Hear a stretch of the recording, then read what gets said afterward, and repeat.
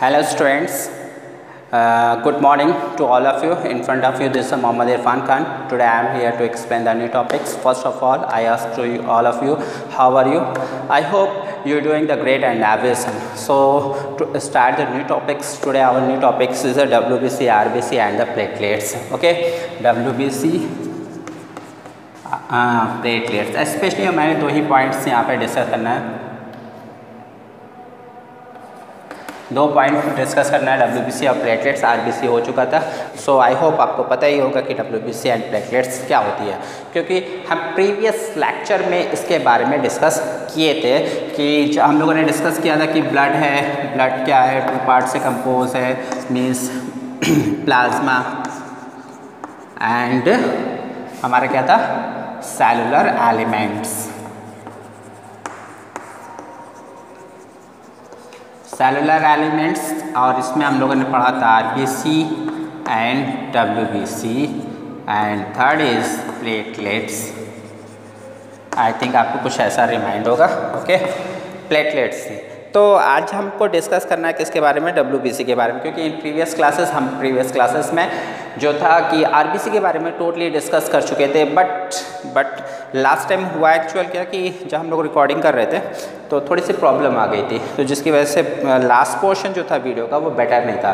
तो उसमें एक पॉइंट मिस था, मुझे याद आ रहा है कि RBC का जो स्पेशल पॉइंट था, स्पेशल पॉइंट, ओके, मैंने कहा था स्पेशल पॉइंट्स होते हैं जो आपको इसको लर्न करने चाहिए, क्योंकि एग्ज़ाम कंपटीशन से बहुत ही इंपॉर्टेंट हो जाता है, वहाँ से क्वेश्चन बनते हैं। तो चेक करते हैं, मैं एक बार उसको रिपीट कर देता हूँ, आफ्टर दैट WBC को स्टार्ट करता हूँ। ओके, तो just wait and watch it. तो स्टार्ट करते हैं, मैं स्पेशली कर देता हूँ, स्पेशल पॉइंट ऑफ RBC, या इसी को मैं सेकेंड में कर सकता हूँ, इम्पॉर्टेंट पॉइंट्स।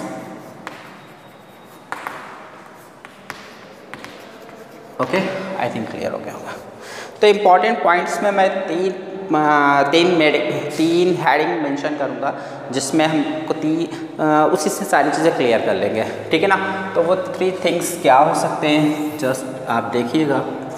फर्स्ट मैंने बताया था कि RBC जो होती है, कोई भी RBC होगी, ओके, तो RBC के पास एक क्या होता है, पिगमेंट होता है, रेड कलर का पिगमेंट, रेड कलर्ड पिगमेंट होगा।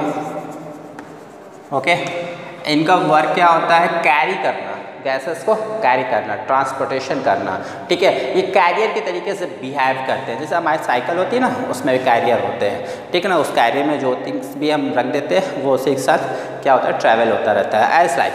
ये RBC है, ये RBC का क्या है, कैरियर है। तो ये कैरियर का काम कर रहा है, तो इसमें कौन आ रहा है, इससे कौन अटैच हो रहा है, Hp से अटैच हो रहा है ऑक्सीजन मॉलिक्यूल्स मेनली, ठीक है ना। अब ये क्या करेगा, इसका ट्रांसपोर्टेशन करेगा, ओके, बट ये साथ ही साथ क्या करेगा, कार्बन डाइऑक्साइड का भी करेगा। Hp also transport with carbon dioxide या ट्रांसपोर्ट कार्बन डाइऑक्साइड। Hp कभी कभी क्या करता है, कार्बन मोनोऑक्साइड के साथ भी बाइंड करता है और ट्रांसपोर्टेशन उसका करेगा। मीन्स जब Hp जो है ऑक्सीजन के साथ बाइंड करता है, तब ये फॉर्मेशन करता है ऑक्सी हीमोग्लोबिन, ओके। और ये कैसा है, कंपाउंड है, unstable compound, unstable compound, clear हो गया। ये क्या है हमारा, कार्बामीनोग्लोबिन का फॉर्मेशन करेगा। Hb के साथ जब ये बाइंड होता है तो कार्बामीनो हीमोग्लोबिन का फॉर्मेशन करेगा, ओके। ये भी क्या होगा, अनस्टेबल होगा। आपको अनस्टेबल क्लियर हो रहा है, स्टेबल और अनस्टेबल। ये जो क्या, Hp जब है कार्बन मोनोऑक्साइड के साथ रिएक्ट करेगा, तब ये क्या करेगा, कार्बोक्सी हीमोग्लोबिन का फॉर्मेशन करेगा, डेंजरस कार्बोक्सी।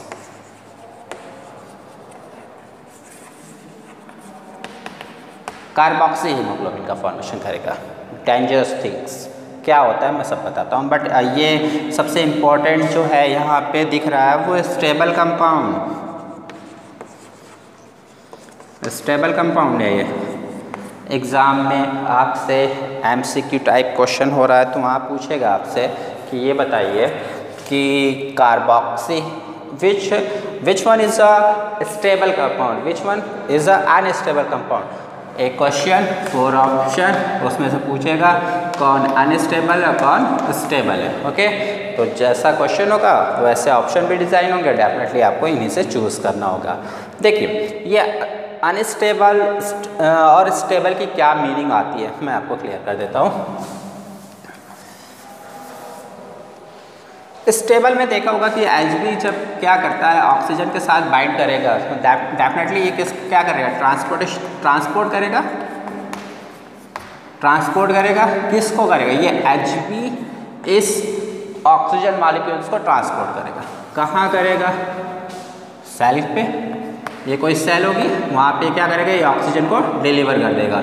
ठीक है ना, मतलब मैं यहाँ से कहूँ ये Hb चला, यहाँ पे Hb पहुँचा, ऑक्सीजन इसके साथ था और ऑक्सीजन इसको डोनेट कर दिया, तो ये रिमेनिंग क्या हुआ, Hb बचा। इस तरीके से क्या होगा, इसका ट्रांसपोर्टेशन हो जाएगा।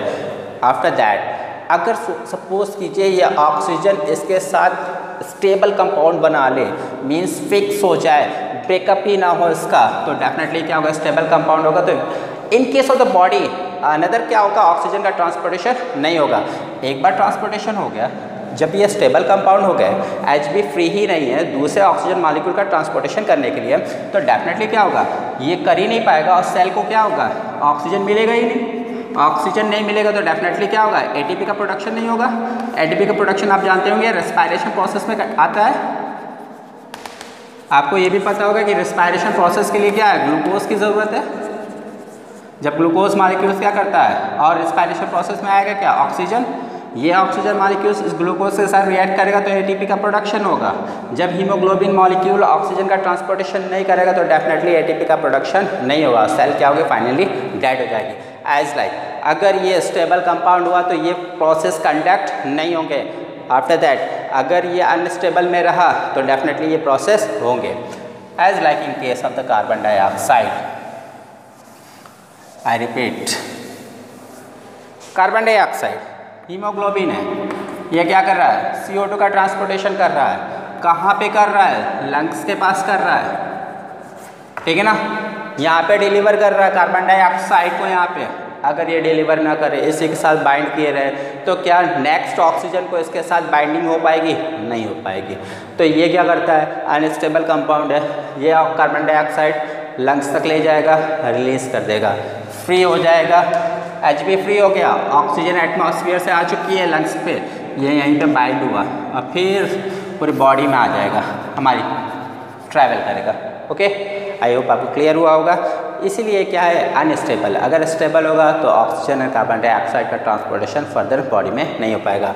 अगर एक बार कार्बन डाइऑक्साइड के साथ Hb बाइंड हो गया तो डेफिनेटली क्या होगा, टॉक्सिक क्रिएट होने लगे हमारी बॉडी में, जो हमारी हेल्थ के लिए इंजूरियस होगा, फाइनली डेड भी हो जाएगी।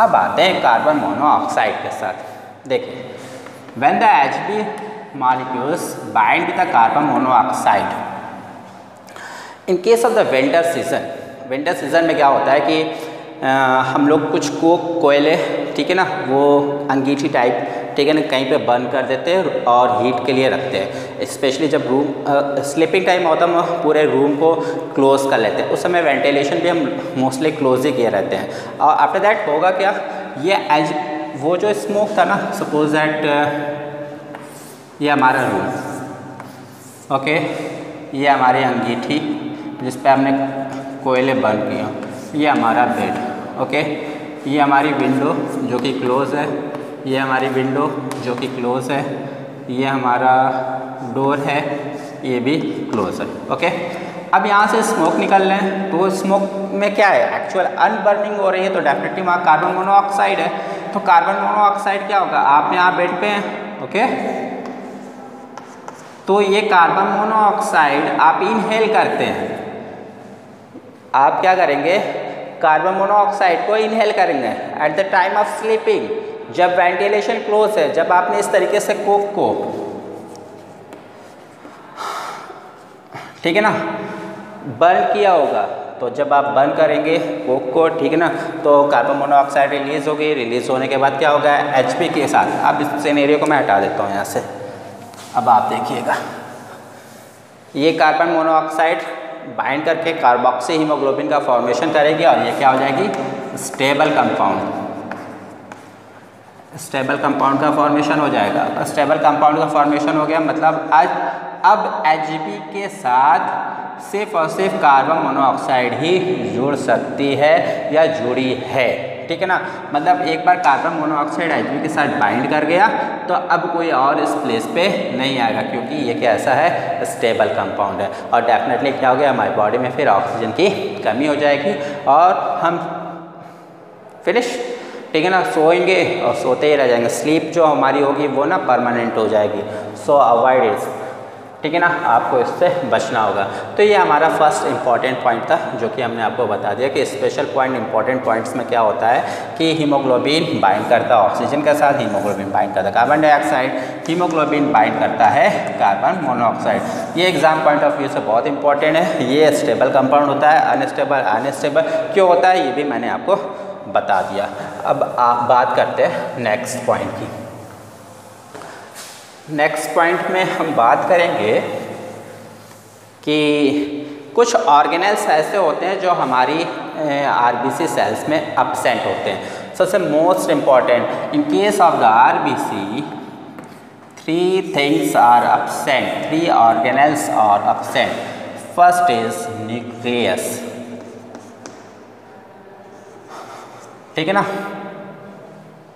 न्यूक्लियस एब्सेंट होगा। Second important thing is mitochondria, mitochondria absent होगा। And third important thing is endoplasmic reticulum,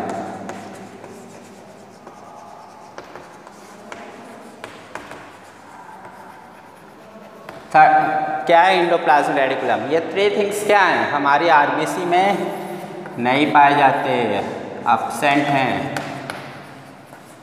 ठीक है ना। तो न्यूक्लियस एब्सेंट है। अब बात आती है सर ठीक है ये सारी चीज़ें एब्सेंट क्यों हैं, ठीक है, तो एब्सेंट इसलिए हैं, अगर न्यूक्लियस प्रेजेंट होगा तो आरबीसी को बाइकॉन्केव शेप जो है, बाइकॉन्केव शेप नहीं मिलेगी, ठीक है ना। जैसे सपोज है, आप जानते हैं बाइकॉन्केव आपको ऐसा दिखा था, ऐसा ही होगा, बट अगर इसके अंदर हम न्यूक्लियस प्रेजेंट कर देंगे तो इसकी साइज कुछ ऐसी हो जाएगी, ठीक है ना। तो इसकी मीनिंग क्या हुई, ये बाइकॉन्केव शेप को मेंटेन करने के लिए न्यूक्लियस डिवाइड होता है, ठीक है ना। जब आरबीसी का प्रोडक्शन होता है तब न्यूक्लियस प्रेजेंट होता है, बट जब मैच्योरेशन होता है तब आरबीसी में न्यूक्लियस डिवाइड हो जाता है, मींस एब्सेंट हो जाता है। और इससे बेनिफिट क्या होगा कि आरबीसी को बाइकॉन्केव शेप मिलेगी। ओके, नेक्स्ट आता है माइटोकॉन्ड्रिया। और भी अदर सेलुलर एक्टिविटीज़ भी एब्सेंट हो जाएगी, बट हमको फोकस इसी से करना था बाइकॉन्केव पॉइंट से। माइटोकॉन्ड्रिया, देखिए माइटोकॉन्ड्रिया से स्पेशल पॉइंट आपको क्या याद आता है, माइटोकॉन्ड्रिया से आपको आता है, याद होगा रेस्पायरेशन, क्योंकि रेस्पायरेशन प्रोसेस कहाँ होता है, माइटोकॉन्ड्रिया में होगा। रेस्पायरेशन प्रोसेस होगा तो क्या बनती है, एटीपी बनती है। आई थिंक आपको क्लियर होगा। तो रेस्पायरेशन प्रोसेस में 2 थिंग्स की नीड होती है, आपको पता ही होगा, oxygen and glucose, C6H12O6। Okay, तो अगर आरबीसी के पास माइटोकॉन्ड्रिया नहीं है तो डेफिनेटली वो ऑक्सीजन का, ब्लड में जो प्रेजेंट ऑक्सीजन है उसका यूटिलाइजेशन नहीं कर रहा है, क्योंकि आप जानते हैं कि near about the 5 billion RBC are found in case of human adult blood. Okay, human के एडल्ट ब्लड में लगभग 5 बिलियन आरबीसी है, तो वो डेफिनेटली इन ऑक्सीजन मॉलिक्यूल का यूटिलाइजेशन भी करेंगे, कंजप्शन भी करेंगे, तो डेफिनेटली हमारी बॉडी को इनसफिशिएंट अमाउंट में ऑक्सीजन मिलेगी। ओके, तो ये क्या करती है, अवॉइड करने के लिए क्या करती है, अपने यहाँ से माइटोकॉन्ड्रिया को ही रिमूव कर देती हैं। और साथ ही साथ ग्लूकोज मॉलिक्यूल्स, जो हमारे ब्लड में ग्लूकोज मॉलिक्यूल्स है, आप समझ सकते हैं 5 million RBC present in case of the human being, वो भी क्या करेगी, यूटिलाइजेशन करेगी, रेस्पायरेशन प्रोसेस में इन्वॉल्व हो जाएगी, ठीक है ना। तो हमारे ब्लड का ग्लूकोज यूटिलाइज करना शुरू करेगी, तो इसलिए ये भी क्या करती है, ये भी नहीं होता है। मतलब माइटोकॉन्ड्रिया के एब्सेंट होने की वजह से दो बेनिफिट होते हैं, ऑक्सीजन का कंजप्शन एंड ग्लूकोज का कंजप्शन जो हमारे ब्लड में है वो नहीं हो पाता, किसके थ्रू, आरबीसी के थ्रू। थर्ड आते हैं endoplasmic reticulum. Endoplasmic reticulum is responsible for the giving the framework, ठीक है ना। आप देखे होंगे सेल है, सेल में न्यूक्लियस होता है, आप यहाँ पे इस तरीके से एंडोप्लाज्मिक रेटिकुलम को पाएंगे। ये क्या करता है, फ्रेम प्रोवाइड करता है। अच्छा सोचिए, ये स्केलेटन प्रोवाइड करता है, मैं ऐसे कर सकता हूँ, स्केलेटन प्रोवाइड करता है। अगर ये स्केलेटन प्रोवाइड कर रहा है, ओके, तो जैसे सपोज दैट मैं हूँ, मेरे इनसाइड क्या स्केलेटन है, बोन है, प्रेजेंट है, तो मैं क्या किसी स्मॉल होल से पास हो सकता हूँ। सपोज दैट ये कोई विंडो है, ठीक है ना, और मेरी साइज़ बॉडी की जो चौड़ाई है, वेड्थ है, वो इतनी है, तो क्या मैं इस विंडो से पास हो सकता हूँ? नहीं। अगर सपोज करिए कि मेरे में क्यों नहीं हो सकता, क्योंकि मेरे इनसाइड क्या है, बोन है। अगर बोन एब्सेंट होगी तो हम क्या होंगे, बहुत ही डेलिकेट हो जाएंगे, सॉफ्ट हो जाएंगे, इलास्टिक नेचर के हो जाएंगे, ठीक है ना। मैं कहीं पे भी इंटर कर सकता हूँ। ये क्या, इससे छोटी भी विंडो होगी तो हम भी इससे इंटर कर लेंगे। आई होप आप क्लियर हो रहा होगा। तो माइटोकॉन्ड्रिया, ये जो आरबीसी है ना, आरबीसी में फ्रेम का काम कौन करता है, एंडोप्लाज्मिक रेटिकुलम करता है। अगर एंडोप्लाज्मिक रेटिकुलम होता है तो आप ये जो हमारी बॉडी में जो फाइन ब्लड कैपिलरीज है, ठीक है ना, उस ब्लड कैपिलरीज में ये आरबीसी इंटर नहीं कर पाती है। तो इस वजह से एंडोप्लाज्मिक रेटिकुलम एब्सेंट है, क्योंकि इसको बहुत ही finest portion, finest blood vessels में ट्रैवलिंग करनी होती है। इस वजह से ये क्या होती है, आसानी से ट्रैवलिंग कर लेती है, और यहाँ पे एंडोप्लाज्मिक रेटिकुलम एब्सेंट होने की वजह से ये इम्पॉर्टेंस हो जाती है, ठीक है ना। मतलब मैं एक बार रिपीट कर रहा हूँ, एंडोप्लाज्मिक रेटिकुलम एब्सेंट है, कोई स्केलेटन नहीं है। जब स्केलेटन नहीं है तो क्या होती है कि आरबीसी को फ्लैक्सिबिलिटी मिल जाती है। क्या मिल जाती है, फ्लैक्सिबिलिटी। जब इसको फ्लैक्सिबिलिटी मिलेगी तो ये आसानी से ब्लड कैपिलरीज में ट्रैवल कर जाएगी। ओके, आई थिंक ये क्लियर हो गया होगा। अब आपको एक नेक्स्ट एंड लास्ट पॉइंट बता देता हूँ आरबीसी का, इम्पॉर्टेंट जो एग्ज़ाम में आता है।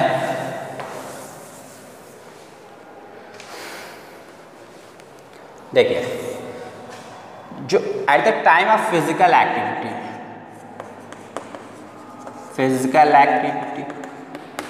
जब फिजिकल एक्टिविटी होती है तो आरबीसी के काउंट क्या होते हैं, बढ़ जाते हैं। Okay, at the time of pregnancy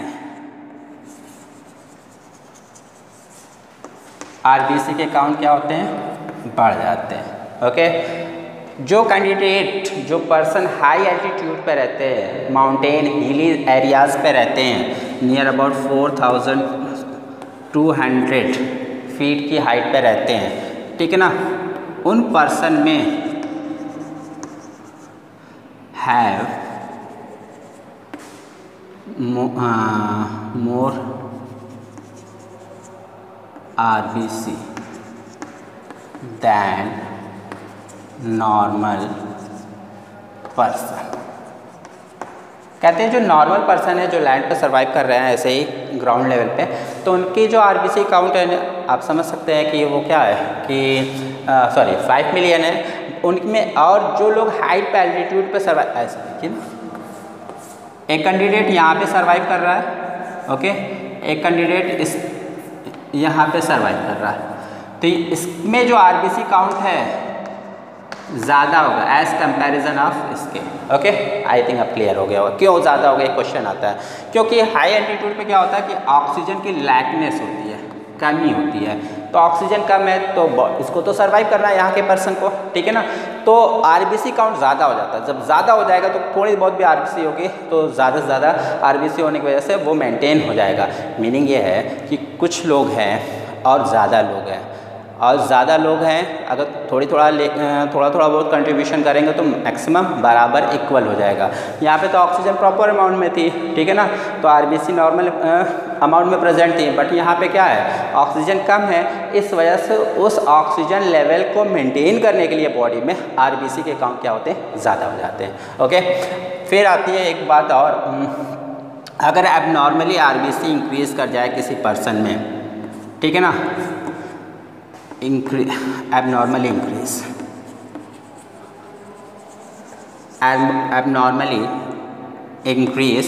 अगर एबनॉर्मल, ये इंक्रीज का साइन, अच्छा ये कर देता हूँ, एबनॉर्मली इंक्रीज करती है आरबीसी तो उसे हम कहते हैं पॉलीसाइथीमिया, ठीक है ना। और अगर आरबीसी एबनॉर्मली डिक्रीज करती है तो उसे कहते हैं इरिथ्रोपेनिया,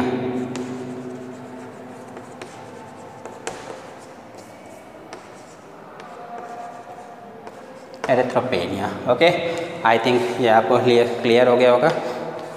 ये सारे इंपॉर्टेंट पॉइंट थे जो आरबीसी से रिलेटेड थे, हमने इसको एक बार अगेन क्लियर कर दिया है। अब आप पढ़ेंगे, स्टडी करेंगे किसके बारे में, डब्ल्यूबीसी के बारे में।